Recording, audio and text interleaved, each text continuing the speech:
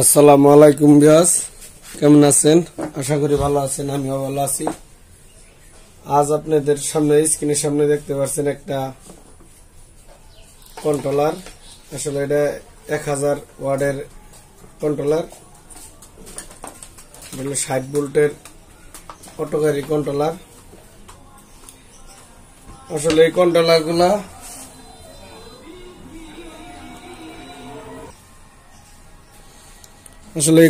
গুলা অনেক ভাই আমাকে ফোন করে বলেছেন, ভাই আমাদের যে মসফেট গুলা আছে এই মসফেট গুলা ঠিকই থাকে, ঠিক থাকার পরেও কেন লাগানির পরে আমাদের এই মসফেট গুলা কেটে যায়, কিংবা সবই ঠিক আছে কিংবা লাগানির পরে লাইন দেওয়ার সাথে সাথে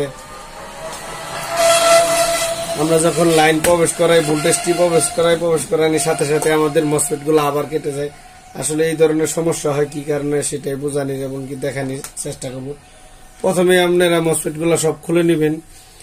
আসলে খুলে নেওয়ার পরেও আপনারা যে কাজটা করবেন, ভালো করে খুলে নিয়ে এখানে যে আমাদের সোল্ডারিং যে রাংগুলা থাকে, এই রাংগুলা আপনারা ভালো করে পরিষ্কার করাই নেবেন।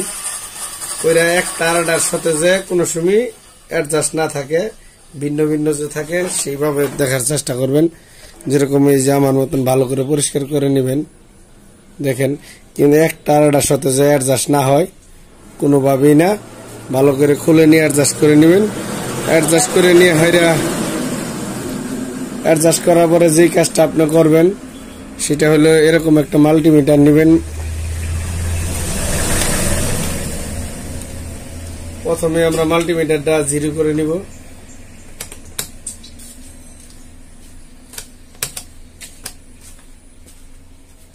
জিরো করে নিলাম, দেখা যায় সব জিরো করে নেওয়ার পরে আপনারা যে কাজটা করবেন, আপনারা এই জায়গায় মাপ দিবেন একটা একটা করে। দেখেন এখানে কিন্তু শর্ট দেখাইছে না, ওয়ান দেখাইছে। প্রতিটা একটা করে মাপ দিবেন, দেখেন ওয়ান দেখাইতেছে, এটা ওয়ান, আমাদের এটা ওয়ান দেখাইতেছে। যদি আমাদের এটা ওয়ান না দেখায় আর যদি এটা ডাইরেক্ট দেখাইতো, মিটারের কাটাটা শর্ট দেখাইতো, তার মানে আমাদের বুঝতে হইতো যে বুঝে নিতে হইতো যে এখানে কোনো আমাদের মাদারবোর্ডের ভিতরে কোনো লাইন অ্যাডজাস্ট হয়ে গেছে কিংবা এক হয়ে গেছে, এই জন্য চলবে না। এগুলা শর্ট হয়ে গেছে, এই শর্টটা আপনার আগে ভাঙতে হবে, তারপরে চলবো। আর আরেকটা কথা তো বললামই আগে, এগুলা ভালো করে সোল্ডারিং গুলা ভালো করে অ্যাডজাস্ট করবেন না, আলাদা আলাদা করে ভিন্ন করে পরিষ্কার করে নেবেন।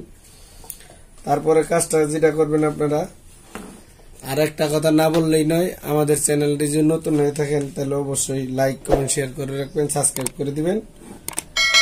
তারপরে যে কাজটা করবেন, প্রতিটা একটা একটা করে চেক করার পরে দেখেন চেক দিলাম, শর্ট দেখায় না। কিন্তু যদি শর্ট দেখাইতো তাহলে বুঝতেন যে আপনাদের মাদারবোর্ডের সমস্যা আছে বোর্ডের ভিতরে।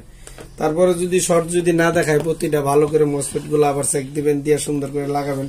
লাগানোর পরে আরেকটা যেটা কাজ করবেন, এখানে দেখেন আমাদের যে টেন্ডেস্টার গুলা আছে, 3 পাওয়ালা যে টেন্ডেস্টার গুলা আছে, এই দেখেন Y2 আছে, যেরকম Y1 আছে, এগুলা ভালো করে আপনারা এই মসফেট গুলো ভালো করে চেক দিয়ে আবার একুরেট করে লাগাবেন। এই Y1 Y2 যদি আপনাদের যদি ঠিক না থাকে, একুরেট না থাকে, তাহলে মসফেট আপনার যতই লাগান কেন লাইন দেওয়ার সাথে সাথে কিন্তু কাইটা যাবো মসফেট গুলো, আবার কাইটা যাইলে ওই সেই আগের মতনই হয়ে যাব, কোনো কাজ হবে না। আশা করি বুঝতে পেরেছেন। এগুলা কাজ কমপ্লিট করার পরে আপনারা যদি দেখেন এই লাইনগুলো আবার দেখায় আপনাদের মেপে, দেখেন মিটারে কিন্তু 1 দেখাইতেছে। যদি 0 দেখায় তাহলে শর্ট বুঝে নেবে হবে। এইভাবে এইটা মাপেন। আরেকটা বললামই যে Y2 Y1 জিডি আছে, এই টেন্ডেস্টার গুলা মাপ দিবেন।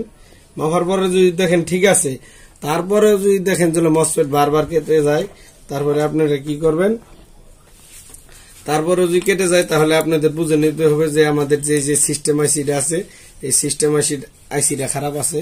তাহলে আমাদের কি করে নেবো, এই সিস্টেম আইসিটা চেঞ্জ করে দিন নেবো। এরকম সিস্টেম আইসিটা চেঞ্জ করে দিলেই আমাদের কাজ হয়ে যাবে ইনশাল্লাহ। আশা করি বুঝতে পেরেছেন।